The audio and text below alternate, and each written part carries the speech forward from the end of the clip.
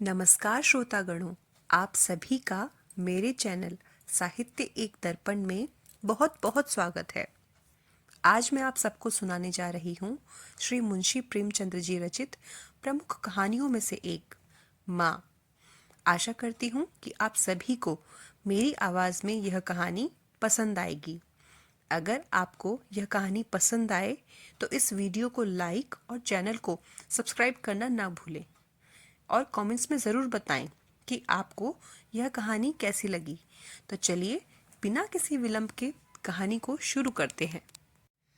आज बंदी छूटकर घर आ रहा है। करुणा ने एक दिन पहले ही घर पर लीप पोत रखा है। इन 3 वर्षों में उसने कठिन तपस्या करके जो 10-5 रुपये जमा कर रखे थे, वह सब पति के सत्कार और स्वागत की तैयारियों में खर्च कर दिए। पति के लिए धोतियों का नया जोड़ा लाई थी, नए कुर्ते बनवाए थे, बच्चे के लिए नए कोट और टोपी की आयोजना की थी। बार बार बच्चे को गले लगाती और प्रसन्न होती। अगर इस बच्चे ने सूर्य की भांति उदय होकर उसके अंधेरे जीवन को प्रदीप्त ना कर दिया होता तो कदाचित ठोकरों ने उसके जीवन का अंत कर दिया होता। पति के कारावास दंड के 3 ही महीने बाद इस बालक का जन्म हुआ। उसी का मुंह देख देख कर करुणा ने यह 3 साल काट दिए थे। वह सोचती, जब मैं बालक को उनके सामने ले जाऊंगी तो वह कितने प्रसन्न होंगे। उसे देखकर पहले तो चकित हो जाएंगे, फिर गोद में उठा लेंगे और कहेंगे, करुणा, तुमने यह रत्न देकर मुझे निहाल कर दिया। कैद के सारे कष्ट बालक की तोतली बातों में भूल जाएंगे। उनकी एक सरल, पवित्र, मोहक दृष्टि हृदय की सारी व्यथाओं को धो डालेगी। इस कल्पना का आनंद लेकर वह फूली न समाती थी। वह सोच रही थी, आदित्य के साथ बहुत से आदमी होंगे। जिस समय वह द्वार पर पहुंचेंगे, जय जयकार की ध्वनि से आकाश गूंज उठेगा। वह कितना स्वर्गीय दृश्य होगा। उन आदमियों के बैठने के लिए करुणा ने एक फटा सा टाट बिछा दिया था, कुछ पान बना दिए थे और बार बार आशामय नेत्रों से द्वार की ओर ताकती थी। पति की वह सुदृढ़, उदार, तेजपूर्ण मुद्रा बार बार आंखों में फिर जाती थी। उनकी वे बातें बार बार याद आती थी जो चलते समय उनके मुख से निकलती थी। उनका वह धैर्य, वह आत्मबल जो पुलिस के प्रहारों के सामने भी अटल रहा था। वह मुस्कुराहट जो उस समय भी उनके अधरों पर खेल रही थी। वह आत्माभिमान जो उस समय भी उनके मुख से टपक रहा था। क्या करुणा के हृदय से कभी विस्मृत हो सकता था? उसका स्मरण आते ही करुणा के निस्तेज मुख पर आत्मगौरव की लालिमा छा गई। यही वह अवलंब था जिसने इन 3 वर्षों की घोर यातनाओं में भी उसके हृदय को आश्वासन दिया था। कितने ही रातों फांकों से गुजरी, बहुधा घर में दीपक जलने की नौबत भी न आती थी, पर दीनता के आंसू रोक कभी उसकी आंखों से न गिरे। आज उन सारी विपत्तियों का अंत हो जाएगा। पति के प्रगाढ़ आलिंगन में वह सब कुछ हंसकर झेल लेगी। वह अनंत निधि पाकर फिर उसे कोई अभिलाषा न रहेगी। गगनपथ का चीरगामी लपका हुआ विश्राम की ओर चला जाता था, जहां संध्या ने सुनहरा फर्श सजाया था और उज्जवल पुष्पों की सेज बिछा रखी थी। उसी समय करुणा को एक आदमी लाठी टेकता आता दिखाई दिया, मानो किसी जीर्ण मनुष्य की वेदना ध्वनि हो। पग पग पर रुककर खांसने लगता था। उसका सिर झुका हुआ था। करुणा उसका चेहरा न देख सकती थी, लेकिन चाल ढाल से कोई बूढ़ा आदमी मालूम होता था। पर एक क्षण में जब वह समीप आ गया तो करुणा पहचान गई। वह उसका प्यारा पति ही था, किंतु शोक, उसकी सूरत कितनी बदल गई थी। वह जवानी, वह तेज, वह चपलता, वह सुगठन सब प्रस्थान कर चुका था। केवल हड्डियों का एक ढांचा रह गया था। ना कोई संगी, ना साथी, ना यार, ना दोस्त। करुणा उसे पहचानते ही बाहर निकल आई, पर आलिंगन की कामना हृदय में दबकर रह गई। सारे मंसूबे धूल में मिल गए। सारा मनोल्लास आंसुओं की प्रवाह में बह गया, विलीन हो गया। आदित्य ने घर में कदम रखते ही मुस्कुराकर करुणा को देखा, पर उस मुस्कान में वेदना का एक संसार भरा हुआ था। करुणा ऐसी शिथिल हो गई मानो हृदय का स्पंदन रुक गया हो। वह फटी हुई आंखों से स्वामी की ओर टकटकी बांधे खड़ी थी, मानो उसे अपनी आंखों पर अब भी विश्वास न आता हो। स्वागत या दुख का एक शब्द भी उसके मुंह से न निकला। बालक भी गोद में बैठा हुआ सहमी आंखों से इस कंकाल को देख रहा था और माता की गोद में चिपटा जाता था। आखिर उसने कातर स्वर में कहा, यह तुम्हारी क्या दशा है? बिल्कुल पहचाने नहीं जाते। आदित्य ने उसकी चिंता को शांत करने के लिए मुस्कुराने की चेष्टा करके कहा, कुछ नहीं, जरा दुबला हो गया हूँ। तुम्हारे हाथों का भोजन पाकर फिर स्वस्थ हो जाऊंगा। करुणा, छी, सूख कर काटा हो गए। क्या वहां भरपेट भोजन नहीं मिलता? तुम कहते थे राजनैतिक आदमियों के साथ बड़ा अच्छा व्यवहार किया जाता है, और वह तुम्हारे साथी क्या हो गए जो तुम्हें आठों पहरे घेरे रहते थे और तुम्हारे पसीने की जगह खून बहाने को तैयार रहते थे। आदित्य की त्योरियों पर बल पड़ गए। बोले, यह बड़ा ही कटु अनुभव है करुणा।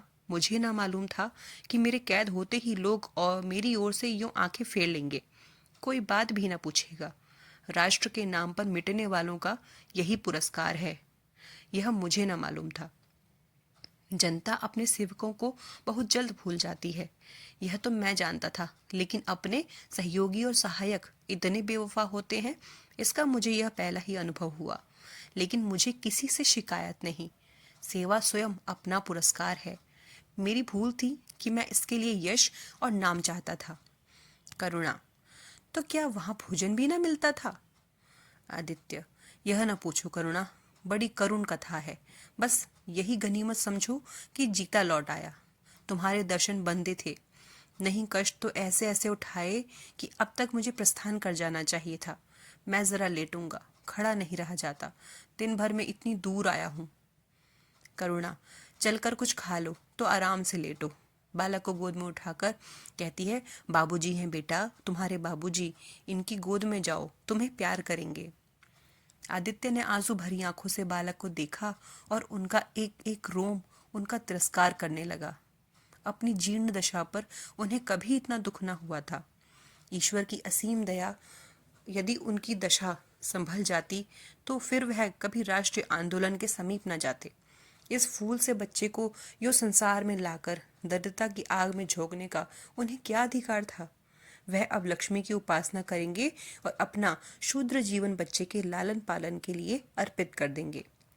उन्हें इस समय ऐसा ज्ञात हुआ कि बालक उन्हें उपेक्षा की दृष्टि से देख रहा है, मानो कह रहा है, मेरे साथ आपने कौन सा कर्तव्य पालन किया? उनकी सारी कामना, सारा प्यार बालक को हृदय से लगाने के लिए अधीर हो उठा, पर हाथ न फैला सके। हाथों में शक्ति ही न थी। करुणा बालक को लिए हुए उठी और थाली में कुछ भोजन निकाल कर लाई। आदित्य ने शुद्धापूर्ण नेत्रों से थाली की ओर देखा, मानो आज बहुत दिनों के बाद कोई खाने की चीज सामने आई है। जानता था कि कई दिनों के बाद उपवास और आरोग्य की इस गई गुजरी दशा में उसे जबान को काबू में रखना चाहिए, पर सब्र न कर सका। थाली पर टूट पड़ा और देखते देखते थाली साफ कर दी। करुणा सशंक हो गई। उसने दोबारा किसी चीज के लिए न पूछा, थाली उठाकर चली गई, पर उसका दिल कह रहा था, इतना तो कभी ना खाते थे। करुणा बच्चे को खिला रही थी कि एकाएक कानों में आवाज आई, करुणा। करुणा ने आकर पूछा, क्या तुमने मुझे पुकारा है? आदित्य का चेहरा पीला पड़ गया था और सांसें जोर जोर से चल रही थी। हाथों के सहारे वही टाट पर लेट गए थे। करुणा उनकी यह हालत देखकर घबरा गई। बोली, जाकर किसी वैद्य को बुला लाऊं? आदित्य ने हाथ के इशारे से उसे मना करके कहा, व्यर्थ है करुणा, अब तुमसे छिपाना व्यर्थ है। मुझे तपेदिक हो गया है, कई बार मरते मरते बचा हूँ। तुम लोगों के दर्शन बंधे थे, इसीलिए प्राण न निकलते थे। देखो प्रिय, रो मत। करुणा ने सिसकियों को दबाते हुए कहा, मैं वैद्य को लेकर अभी आती हूँ। आदित्य ने फिर सिर हिलाया, नहीं करुणा, केवल मेरे पास बैठी रहो। अब किसी से कोई आशा नहीं है, डॉक्टरों ने जवाब दे दिया है। मुझे तो यह आश्चर्य है कि यहाँ पहुंच कैसे गया। न जाने कौन दैवी शक्ति मुझे वहां से खींच लाई। कदाचित यह इस बुझते हुए दीपक की अंतिम झलक थी। आह, मैंने तुम्हारे साथ इतना बड़ा अन्याय किया, इसका मुझे हमेशा दुख रहेगा। मैं तुम्हें कोई आराम न दे सका, तुम्हारे लिए कुछ न कर सका, केवल सुहाग का दाग लगाकर और एक बालक के पालन का भार छोड़कर चला जा रहा हूँ। आह। करुणा ने इस हृदय को दृढ़ करके कहा, तुम्हें कहीं दर्द तो नहीं है? आग बना लाऊं? कुछ बताते क्यों नहीं? आदित्य ने करवट बदल कर कहा, कुछ करने की जरूरत नहीं प्रिय, कहीं दर्द नहीं। बस ऐसा मालूम हो रहा है कि दिल बैठा जाता है, जैसे पानी में डूबा जाता हूँ। जीवन की लीला समाप्त हो रही है। दीपक को बुझते हुए देख रहा हूँ। कह नहीं सकता कब आवाज बंद हो जाए। जो कुछ कहना है वह इस पल कह डालना चाहता हूँ। क्यों वह लालसा ले जाऊं? मेरे एक प्रश्न का जवाब दोगी? पूछूं? करुणा के मन की सारी दुर्बलता, सारा शोक, सारी वेदना मानो लुप्त हो गई और उनकी जगह उस आत्मबल का उदय हुआ जो मृत्यु पर हंसता है और विपत्ति के सांपों से खेलता है। रत्न जटित मखमली मयान में जैसे तेज तलवार छिपी रहती है, जल के कोमल प्रवाह में जैसे असीम शक्ति छिपी रहती है, वैसे ही रमणी का कोमल हृदय साहस और धैर्य को अपनी गोद में छिपाए रहता है। क्रोध जैसे तलवार को बाहर खींच लेता है, विज्ञान जैसे जल शक्ति का उद्घाटन कर लेता है, वैसे ही प्रेम रमणी के साहस और धैर्य को प्रदीप्त कर देता है। पूछते क्यों नहीं प्यारे? आदित्य ने करुणा के हाथों के कोमल स्पर्श का अनुभव करते हुए कहा, तुम्हारे विचार में मेरा जीवन कैसा था? बधाई के योग्य। देखो, तुमने मुझसे कभी पर्दा नहीं रखा। इस समय भी स्पष्ट कहना, तुम्हारे विचार में मुझे अपने जीवन पर हंसना चाहिए या रोना चाहिए? करुणा ने उल्लास के साथ कहा, यह प्रश्न क्यों करते हो प्रियतम? क्या मैंने तुम्हारी उपेक्षा कभी की है? तुम्हारा जीवन देवताओं का सा जीवन था, निस्वार्थ, निर्लिप्त और आदर्श। विघ्न बाधाओं से तंग आकर मैंने तुम्हें कितनी ही बार संसार की ओर खींचने की चेष्टा की है, पर उस समय भी मैं मन में जानती थी कि मैं तुम्हें ऊंचे आसमान से गिरा रही हूँ। अगर तुम माया मोह में फंसे होते तो कदाचित मेरे मन को अधिक संतोष होता, लेकिन मेरी आत्मा को वह गर्व और उल्लास न होता जो इस समय हो रहा है। मैं अगर किसी को बड़े से बड़ा आशीर्वाद दे सकती हूँ तो वह यही होगा कि उसका जीवन तुम्हारे जैसा हो। यह कहते कहते करुणा का आभाहीन मुखमंडल ज्योतिर्मय हो गया, मानो उसकी आत्मा दिव्य हो गई हो। आदित्य ने सगर्व नेत्रों से करुणा को देखकर कहा, बस अब मुझे संतोष हो गया। करुणा, इस बच्चे की ओर से मुझे कोई शंका नहीं है। मैं उसे इससे अधिक कुशल हाथों में नहीं छोड़ सकता। मुझे विश्वास है कि जीवन भर यह ऊंचा और पवित्र आदर्श सदैव तुम्हारे सामने रहेगा। अब मैं मरने को तैयार हूँ। 7 वर्ष बीत गए। बालक प्रकाश अब 10 साल का रूपवान, बलिष्ठ, प्रसन्न मुख कुमार था। बल का तेज, साहसी और मनस्वी। भय तो उसे छू भी नहीं गया था। करुणा का संतप्त हृदय उसे देखकर शीतल हो जाता। संसार करुणा को अभागिनी और दीन समझे, वह कभी भाग्य का रोना नहीं रोती। उसने उन आभूषणों को बेच डाला जो पति के जीवन में उसे प्राणों से प्रिय थे, और उस धन से कुछ गायें और भैंसें मोल ले ली। वह कृषक की बेटी थी और गौपालन उसके लिए कोई नया व्यवसाय न था। इसी को उसने अपनी जीविका का साधन बनाया। विशुद्ध दूध कहाँ मयस्सर होता है, सब दूध हाथों हाथ बिक जाता। करुणा को पहर रात से पहर रात तक काम में लगा रहना पड़ता, पर वह प्रसन्न थी। उसके मुख पर निराशा या दीनता की छाया नहीं, संकल्प और साहस का तेज है। उसके एक एक अंग से आत्मगौरव की ज्योति सी निकल रही है। आंखों में एक दिव्य प्रकाश है, गंभीर, अथाह और असीम। सारी वेदनाएं, वैधव्य का शोक और विधि का निर्मम प्रहार सब उस प्रकाश की गहराई में विलीन हो गया है। प्रकाश पर वह जान देती है। उसका आनंद, उसकी अभिलाषा, उसका संसार, उसका स्वर्ग सब प्रकाश पर नछावर है। पर यह मजाल नहीं कि प्रकाश कोई शरारत करे और करुणा आंखें बंद कर ले। नहीं, वह उसके चरित्र की बड़ी कठोरता से देखभाल करती है।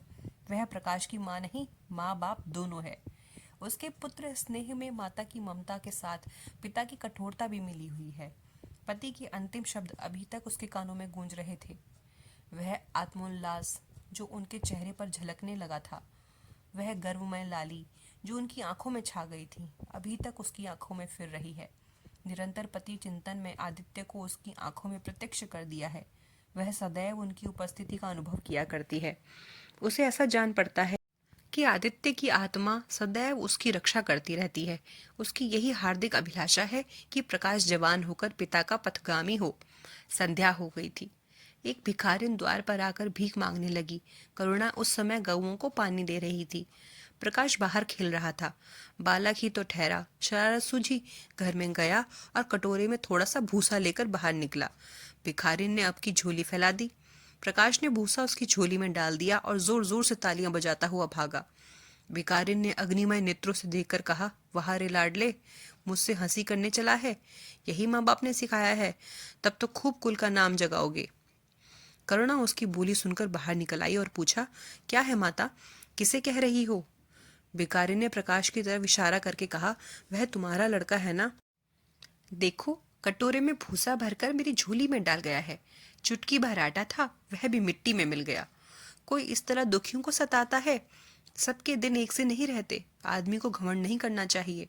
करुणा ने कठोर स्वर में पुकारा, प्रकाश। प्रकाश लज्जित न हुआ, अभिमान से सिर उठाए हुए आया और बोला, वह हमारे घर क्यों भीख मांगने आई है? कुछ काम क्यों नहीं करती? करुणा ने उसे समझाने की चेष्टा करके कहा, शर्म नहीं आती? उल्टे और आंख दिखाते हो। प्रकाश, शर्म क्यों आए? यह क्यों रोज भीख मांगने आती है? हमारे यहाँ कोई चीज मुफ्त आती है? करुणा, तुम्हें कुछ न देना था तो सीधे कह देते, जाओ। तुमने यह शरारत क्यों करी? प्रकाश, उनकी आदत कैसे छूटती? करुणा ने बिगड़ कर कहा, तुम अब पिटोगे मेरे हाथों। प्रकाश, पिटूंगा क्यों? आप जबरदस्ती पीटोगी। दूसरे मुल्कों में अगर कोई भीख मांगे तो कैद कर लिया जाए, यह नहीं कि उल्टे भीख मांगों को और शह दी जाए। करुणा, जो अपंग है वह कैसे काम करे? प्रकाश, तो जाकर डूब मरे, जिंदा क्यों रहती है? करुणा निरुत्तर हो गई। बुढ़िया को तो उसने आटा दाल देकर विदा किया, किंतु प्रकाश का कुतर्क उसके हृदय में फोड़े के समान टीसता रहा। उसने यह दुष्टता, यह अभिनय कहाँ सीखी? रात को भी उसे बार बार यही ख्याल सताता रहा। आधी रात के समीप एकाएक प्रकाश की नींद टूटी। लालटेन जल रही है और करुणा बैठी रो रही है। उठ बैठा और बोला, अम्मा, अभी तुम सोई नहीं? करुणा ने मुंह फेर कर कहा, नींद नहीं आई। तुम कैसे जग गए? प्यास तो नहीं लगी है? प्रकाश, नहीं अम्मा, न जाने क्यों आँख खुल गई। मुझसे आज बड़ा अपराध हुआ अम्मा। करुणा ने उसके मुख की ओर स्नेह के नेत्रों से देखा। प्रकाश, मैंने आज बुढ़िया के साथ बड़ी नटखट की, मुझे क्षमा करो, फिर कभी ऐसी शरारत ना करूंगा। यह कहकर रोने लगा। करुणा ने स्नेहाद्र होकर उसे गले लगा लिया और उसके कपोलों का चुंबन करके बोली, बेटा, मुझे खुश करने के लिए यह कह रहे हो या तुम्हारे मन में सचमुच पछतावा हो रहा है? प्रकाश ने सिसकते हुए कहा, नहीं अम्मा, मुझे दिल से अफसोस हो रहा है। अब कि वह बुढ़िया आएगी तो मैं उसे बहुत से पैसे दूंगा। करुणा का हृदय मतवाला हो गया। ऐसा जान पड़ा आदित्य सामने खड़े बच्चे को आशीर्वाद दे रहे हैं और कह रहे हैं, करुणा, शोभ मत कर, प्रकाश अपने पिता का नाम रोशन करेगा, तेरी संपूर्ण कामनाएं पूर्ण होंगी। लेकिन प्रकाश के कर्म और वचन में मेल न था और दिनों के साथ उसके चरित्र का अंग प्रत्यक्ष होता जाता था। ज़हीन था ही, विश्वविद्यालय से उसे वजीफे मिलते थे। करुणा भी उसकी यथेष्ट सहायता करती थी, फिर भी उसका खर्च पूरा न पड़ता था। वह मितव्ययिता और सरल जीवन पर विद्वता से भरे हुए व्याख्यान दे सकता था, पर उसका रहन सहन फैशन के अंधभक्तों से जौ भर घटकर न था। प्रदर्शन की धुन उसे हमेशा सवार रहती थी। उसके मन और बुद्धि में निरंतर द्वंद्व होता रहता था। मन जाति की ओर था, बुद्धि अपनी ओर। बुद्धि मन को दबाए रहती थी। उसके सामने मन की एक न चलती थी। जाति सेवा उसर की खेती है, वहां बड़ा से बड़ा उपहार जो मिल सकता है वह है गौरव और यश, पर वह भी स्थायी नहीं, इतना अस्थिर कि क्षण में जीवन भर की कमाई पर पानी फिर सकता है। अतएव उसका अंतःकरण अनिवार्य वेग के साथ विलासमय जीवन की ओर झुकता था, यहाँ तक कि धीरे धीरे उसे त्याग और निग्रह से घृणा होने लगी। वह दुर्वस्था और दरिद्रता को हेय समझता था। उसके हृदय न था, भाव न थे, केवल मस्तिष्क था। मस्तिष्क में दर्द कहाँ, वह तो तर्क है, मंसूबे हैं। सिंध में बाढ़ आई, हजारों आदमी तबाह हो गए। विद्यालय ने वहां एक सेवा समिति भेजी। प्रकाश के मन में द्वंद्व होने लगा, जाऊं या ना जाऊं। इतने दिनों अगर वह परीक्षा की तैयारी करे तो प्रथम श्रेणी में पास हो जाए। चलते समय उसने बीमारी का बहाना कर दिया। करुणा ने लिखा, तुम सिंध न गए, इसका मुझे दुख है। तुम बीमार रहते हुए भी वहां जा सकते थे। समिति से चिकित्सक भी तो थे। प्रकाश ने पत्र का उत्तर न दिया। उड़ीसा में अकाल पड़ा, प्रजा मक्खियों की तरह मरने लगी। कांग्रेस ने पीड़ितों के लिए एक मिशन तैयार किया। उन्हीं दिनों विद्यालयों ने इतिहास के छात्रों को ऐतिहासिक खोज के लिए लंका भेजने का निश्चय किया। करुणा ने प्रकाश को लिखा, तुम उड़ीसा जाओ, किंतु प्रकाश लंका जाने को लालायित था। वह कई दिनों तक इसी दुविधा में रहा। अंत को सीलोन ने उड़ीसा पर विजय पाई। करुणा ने अब की उसे कुछ न लिखा, चुपचाप रोती रही। सीलोन से लौटकर प्रकाश छुट्टियों में घर गया। करुणा उससे खिंची खिंची रही। प्रकाश मन में लज्जित हुआ और संकल्प किया कि अब की कोई अवसर आया तो अम्मा को अवश्य प्रसन्न करूंगा। यह निश्चय करके वह विद्यालय लौटा, लेकिन यहाँ आते ही फिर परीक्षा की फिक्र सवार हो गई। यहाँ तक कि परीक्षा के दिन आ गए, मगर इम्तिहान से फुर्सत पाकर भी प्रकाश घर न गया। विद्यालय के एक अध्यापक कश्मीर सैर करने जा रहे थे। प्रकाश उन्हीं के साथ कश्मीर चला खड़ा हुआ। जब परीक्षा फल निकला और परीक्षा में प्रकाश प्रथम आया, तब उसे घर की याद आई। उसने तुरंत करुणा को पत्र लिखा और अपने आने की सूचना दी। माता को प्रसन्न करने के लिए उसने 2-4 शब्द जाति सेवा के विषय में भी लिखे। अब मैं आपकी आज्ञा का पालन करने को तैयार हूँ। मैंने शिक्षा संबंधी कार्य का निर्णय किया है। इसी विचार से मैंने वह विशिष्ट स्थान प्राप्त किया है। हमारे नेता भी तो विद्यालयों के आचार्यों का ही सम्मान करते हैं। अभी तक इन उपाधियों के मोह से वे मुक्त नहीं हुए हैं। हमारे नेता भी योग्यता, सदुत्साह, लगन का उतना सम्मान नहीं करते जितना उपाधियों का। अब मेरी इज्जत करेंगे और जिम्मेदारी का काम सौंपेंगे, जो पहले मांगे भी ना मिलता। करुणा की आस फिर बंधी। विद्यालय खुलते ही प्रकाश के नाम रजिस्ट्रार का पत्र पहुंचा। उन्होंने प्रकाश को इंग्लैंड जाकर विद्याभ्यास करने के लिए सरकारी वजीफे की मंजूरी की सूचना दी थी। प्रकाश पत्र हाथ में लिए हर्ष के उन्माद में जाकर माँ से बोला, अम्मा, मुझे इंग्लैंड जाकर पढ़ने के लिए सरकारी वजीफा मिल गया। करुणा ने उदासीन भाव से पूछा, तो तुम्हारा क्या इरादा है? प्रकाश, मेरा इरादा? ऐसा अवसर पाकर भला कौन छोड़ता है? करुणा, तुम तो स्वयं सेवकों में भर्ती होने जा रहे थे। प्रकाश, तो आप समझती हैं स्वयं सेवक बन जाना ही अजाति सेवा है? मैं इंग्लैंड से आकर भी तो सेवा कार्य कर सकता हूँ। और अम्मा, सच पूछो तो एक मजिस्ट्रेट अपने देश का जितना उपकार कर सकता है उतना 1000 स्वयं सेवक मिलकर भी नहीं कर सकते। मैं तो सिविल सर्विस की परीक्षा में बैठूंगा और मुझे विश्वास है कि सफल हो जाऊंगा। करुणा ने चकित होकर पूछा, तो क्या तुम मजिस्ट्रेट हो जाओगे? प्रकाश, सेवा भाव रखने वाला एक मजिस्ट्रेट कांग्रेस के 1000 सभापतियों से ज्यादा उपकार कर सकता है। अखबारों में उसकी लंबी लंबी तारीफें न छपेंगी, उसकी वक्तृताओं पर तालियां न बजेंगी, जनता उसके जुलूस की गाड़ी न खींचेगी और न विद्यालयों के छात्र उसको अभिनंदन पत्र देंगे। पर सच्ची सेवा मजिस्ट्रेट ही कर सकता है। करुणा ने आपत्ति के भाव से कहा, लेकिन यही मजिस्ट्रेट तो जाति के सेवकों को सजाएं देते हैं, उन पर गोलियां चलाते हैं। प्रकाश, अगर मजिस्ट्रेट के हृदय में परोपकार का भाव है तो वह नरमी से वही काम करता है जो दूसरे गोलियां चलाकर भी नहीं कर सकते। करुणा, मैं यही नहीं मानूंगी। सरकार अपने नौकरों को इतनी स्वाधीनता नहीं देती। वह एक नीति बना देती है और हर एक सरकारी नौकर को उसका पालन करना पड़ता है। सरकार की पहली नीति यह है कि वह दिन दिन अधिक संगठित और दृढ़ हो। इसके लिए स्वाधीनता के भावों का दमन करना जरूरी है। अगर कोई मजिस्ट्रेट इस नीति के विरुद्ध काम करता है तो वह मजिस्ट्रेट न रहेगा। वह हिंदुस्तानी था जिसने तुम्हारे बाबूजी को जरा सी बात पर 3 साल की सजा दे दी। इसी सजा ने उनके प्राण ले लिए। बेटा, मेरी इतनी बात मानो। सरकारी पदों पर न गिरो। मुझे यह मंजूर है कि तुम मोटा खाकर और मोटा पहनकर देश की कुछ सेवा करो, इसके बदले कि तुम हाकिम बन जाओ और शान से जीवन बिताओ। यह समझ लो कि जिस दिन तुम हाकिम की कुर्सी पर बैठोगे उस दिन से तुम्हारा दिमाग हाकिमों का सा हो जाएगा। तुम यही चाहोगे कि अफसरों में तुम्हारी नेकनामी और तरक्की हो। एक गंवारू मिसाल लो।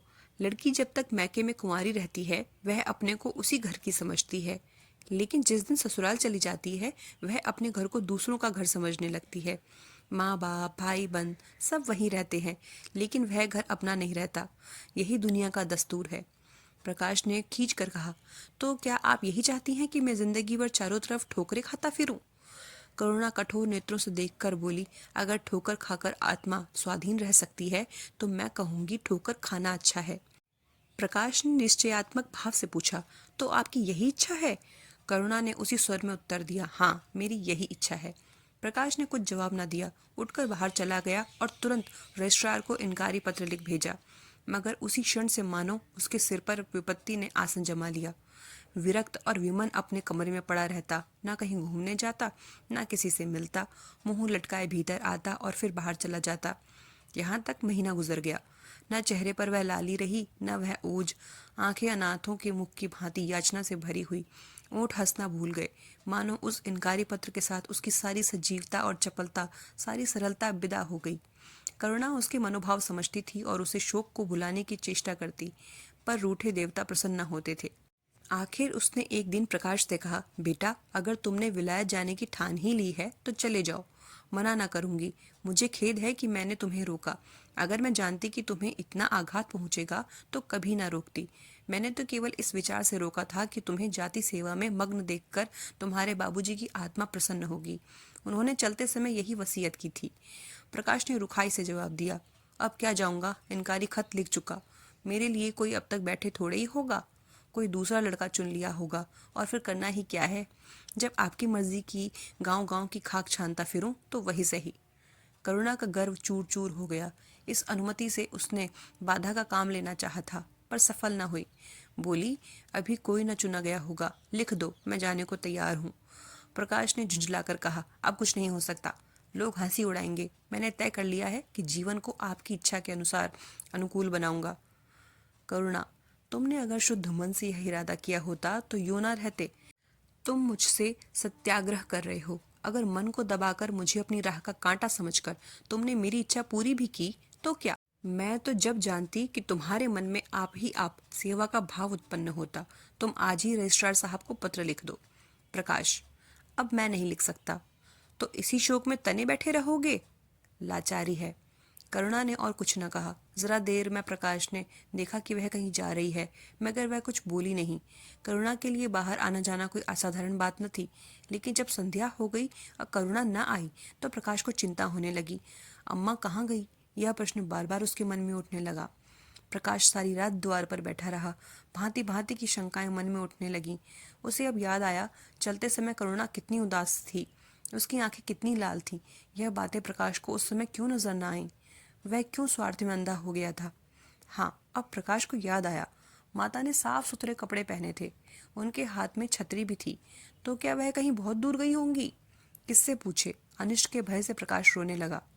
श्रावण की अंधेरी भयानक रात थी। आकाश में श्याम मेघमालाएं भीषण स्वप्न की भांति छाई हुई थी। प्रकाश रह रहकर आकाश की ओर देखता था, मानो करुणा उन्हीं मेघमालों में छिपी बैठी है। उसने निश्चय किया, सवेरा होते ही माँ को खोजने चलूंगा। और अगर किसी ने दरवाजा खटखटाया, प्रकाश ने दौड़कर खोला तो देखा करुणा खड़ी है।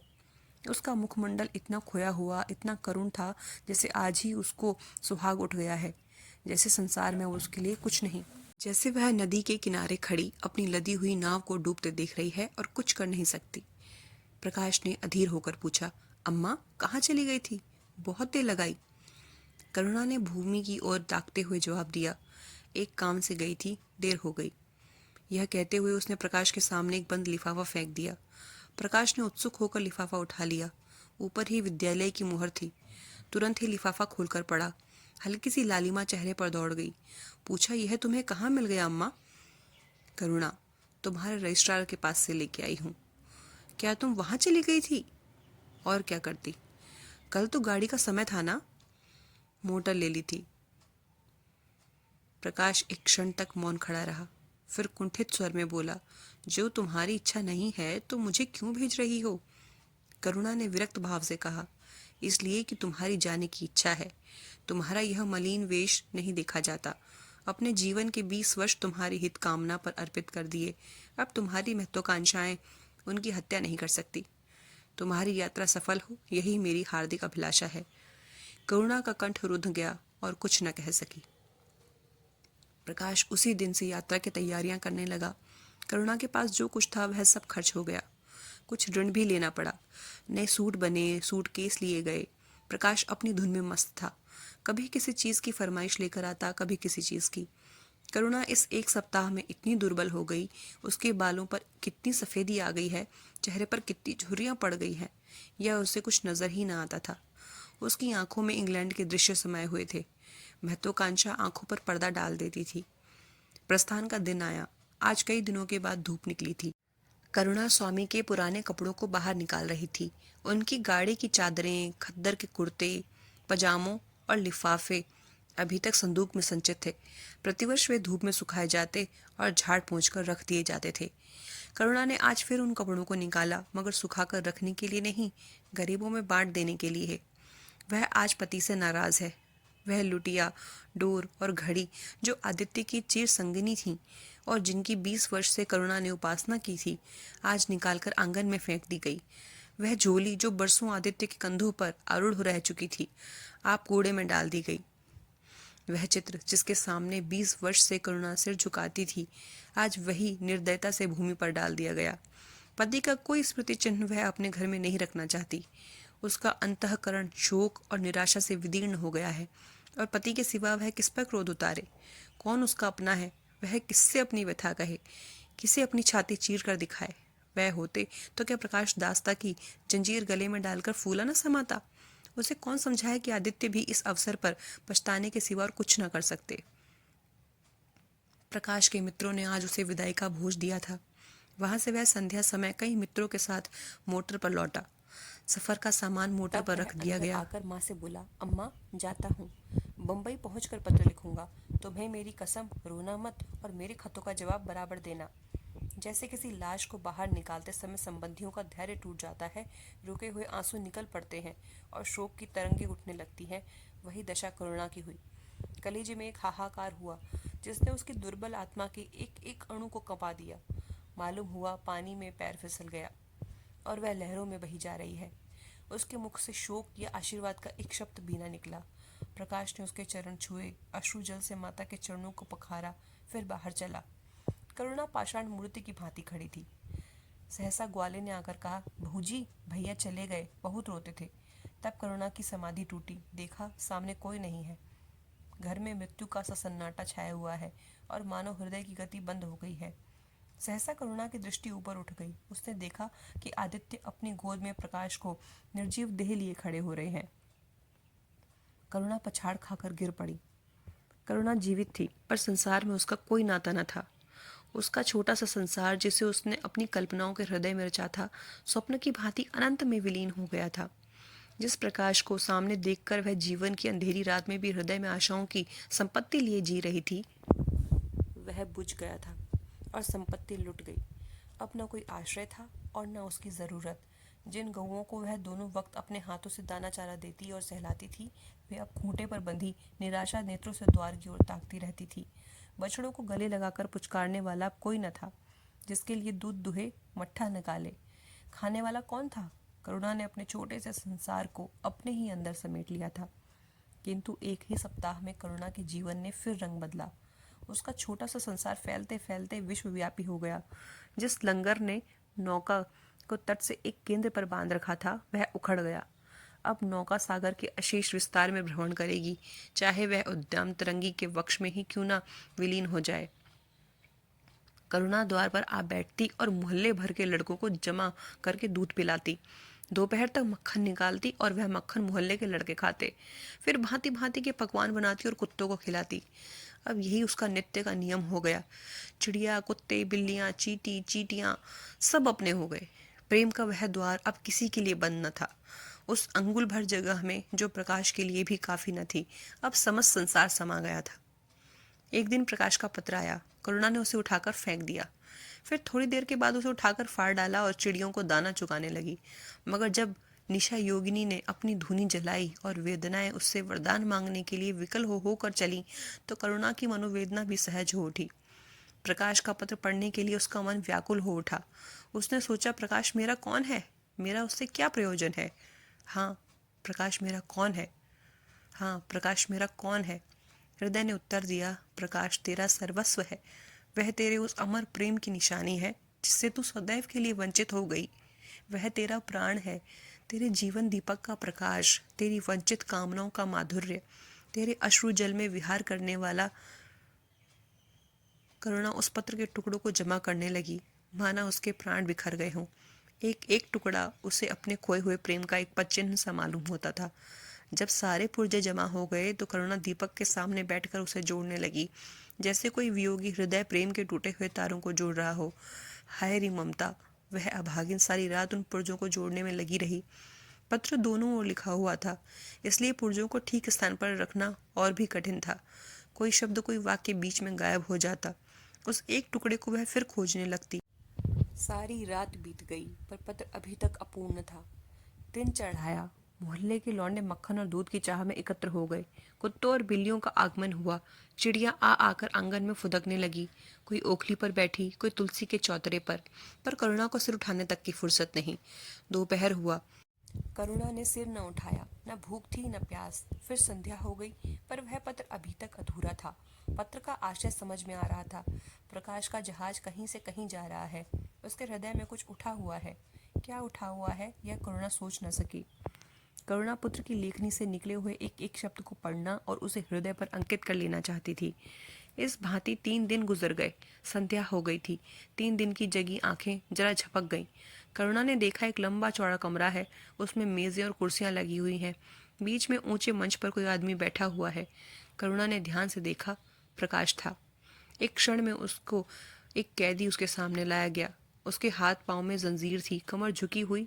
यह आदित्य थे। करुणा की आंखें खुल गई, आंसू बहने लगे। उसने पत्थर के टुकड़ों को फिर समेट लिया और उसे जलाकर राख कर डाला। राख की एक चुटकी के सिवा वहां कुछ न रहा जो उसके हृदय में विदीर्ण किए डालती थी।